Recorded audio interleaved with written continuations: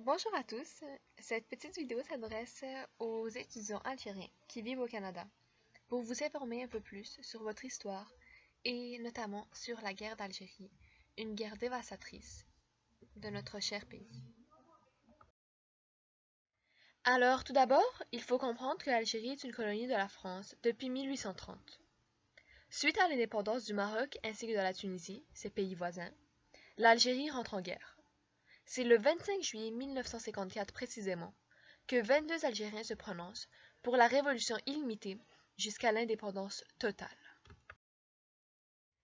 Un peu plus tard cette même année, le 1er novembre 1954, nous remarquons le début de la guerre par l'événement que l'on appelle le Toussaint Rouge. Celui-ci est une série d'attentats commis par le FLN, le Front de Libération Nationale, qui souhaite émanciper le pays de la présence française. En 1955, les massacres entre les Français et les membres du FLN augmentent. En réponse, l'armée française envoie plus de 400 000 soldats en Algérie, alors qu'en Algérie, aucune réelle armée est présente. Les violences s'enchaînent dans les deux pays, touchant les militaires et les civils, sans qu'aucun accord ne puisse être trouvé. Rencontrant des difficultés pour gérer le conflit, le gouvernement français rappelle au pouvoir le général de Gaulle en tant que président du Conseil des ministres en 1958. Celui-ci accepte à la condition de mettre fin à la 4e République et de créer une nouvelle constitution et une nouvelle république. Ceci entraînera la création de la 5e et dernière république créée à ce jour. Une guerre civile éclate entre les deux organisations indépendantistes, le FLN et le MNA. Le MNA est le mouvement renational algérien. C'est le parti FLN qui remportera cette guerre civile. Quelques années plus tard, en février 1961, des gens créent l'organisation de l'armée secrète, l'OAS. Celle-ci est une guise de réponse à De Gaulle, qui lui adopte un changement politique en faveur d'une Algérie libre.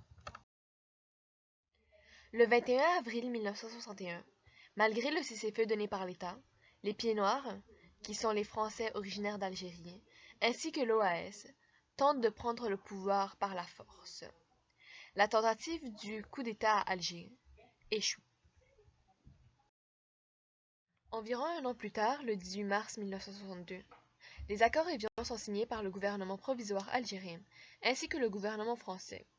Aussi, un cessez-le-feu est mis en place en Algérie afin d'essayer de mettre fin à la longue guerre d'Algérie. Puis s'ensuit, le 8 avril 1962, le référendum en France. La question était: pour ou contre donner les pleins pouvoirs au gouvernement pour appliquer les accords d'Évian?